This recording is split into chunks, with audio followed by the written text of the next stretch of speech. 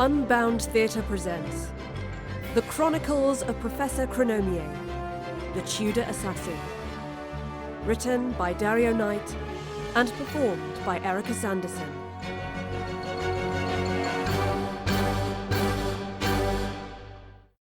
Chapter 11. The Dawn. When the orange and pink hues of dawn fell upon London, the Professor was sat on a wharf on the river.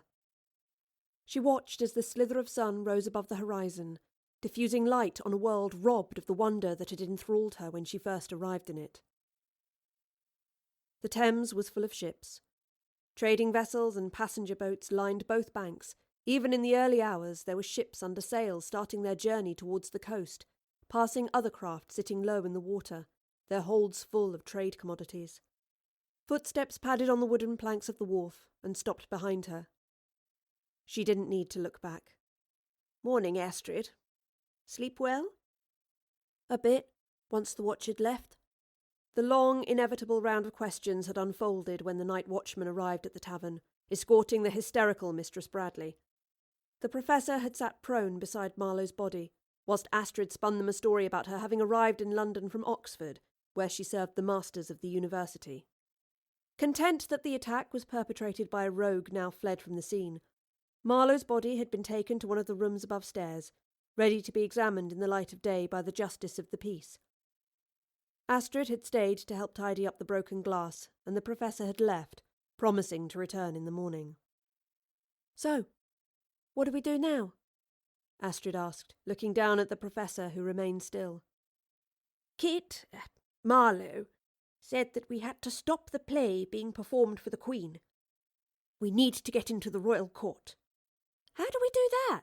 "I don't know, Astrid!" The Professor snapped in sudden anger, then scrunched her eyes closed and lowered her head. "I'm sorry," she whispered. Astrid sat down beside her. "We'll put it right." "We can't, Astrid. History has been changed. Christopher Marlowe died in a house in Deptford, not in an alehouse in the middle of London. It was broad daylight, not midnight, and there were witnesses." "Who killed him? Originally, I mean." "A man called Ingram Fraser." "Marlowe called the creature Fraser." "The wraith must have found him when we arrived. Skinned him alive by the look of it." Astrid's stomach turned, but she swallowed hard. "But Fraser didn't die, from what you know?" "Not in 1593, no.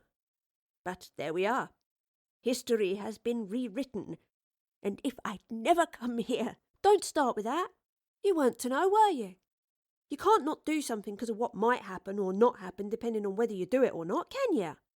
"Did that make any sense to you before you said it?" "Sort of. Yes, I think." She smiled, and with the dawn light burning steadily brighter, the Professor smiled too. "So, come on then, Prof. Where do we go now? After the wraith?" "We've no way of tracing it. But Marlowe was convinced it was after the Queen, and this play is its way of finding her." "What's it want with her, then?" "It killed Marlowe because it knew it was changing history. You saw it after it stabbed him." "Shining like an angel it was. Or the devil, I suppose." "I think the wraith feeds on disruptions to established history.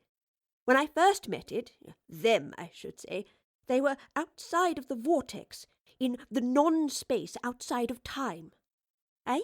They are not from our world." "Well, I could have told you that."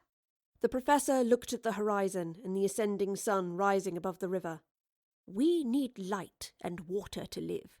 The wraith need, I don't know, some form of energy, surely." "Something they get from this non-space place?" "What could be there for them? In theory, nothing, but then, in theory, they oughtn't to exist there either. It said they feed on chaos, so perhaps changing things gives them that energy. Because if they end a life before its time, what happens to all the days that they can't live? They cease to happen."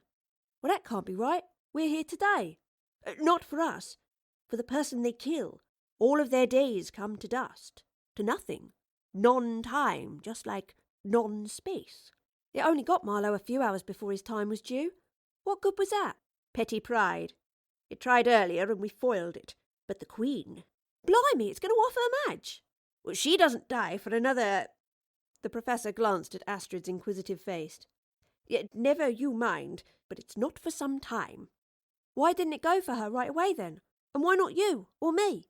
Maybe our lives don't matter to it.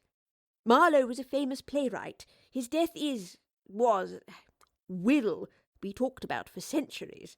And Elizabeth I lived one of the most significant lives in all of history. The bigger the life, the greater the chaos were it to be tampered with. All the things she's meant to do altered. All the consequences of her actions changed. It would be monumental. The Professor clambered to her feet as the sheer enormity of the Wraith's power stretched out before her. So what do we do, Prof? Find her and save her. It all centres on this play being performed at court. Why that? Why not just kill her in her bed? You really are most macabre at times, Astrid. And I don't know why it has to be the play. You're right, it does seem terribly incongruous. Still, if that's where it's headed, we need to get there first. Come on, to the Palace of Whitehall. The Professor turned on her heel and strode away.